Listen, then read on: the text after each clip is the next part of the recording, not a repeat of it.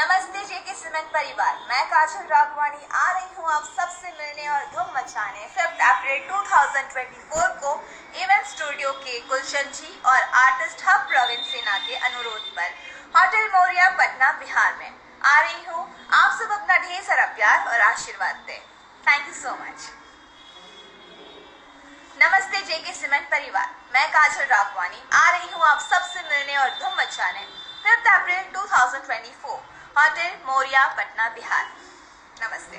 तो दोस्तों अभी आप लोगों ने देखा खेसारी लाल यादव की सबसे बेस्ट हीरोइन काजल राघवानी आप लोगों के बीच आ रहे हैं 5 अप्रैल को मोरिया होटल पटना में। अभी आप लोग देखें काजल राघवानी क्या कुछ बोली है। तो जितने भी भाई फैंस हैं काजल राघवानी के आ सकते हैं मोरिया होटल पटना और भाई प्रोग्राम का आनंद ले सकते हैं। काजल राघवानी आ रही है 5 अप्रैल को। तो जितने भी फैंस हैं तैयार रहिएगा। मिलते हैं नेक्स्ट वीडियो।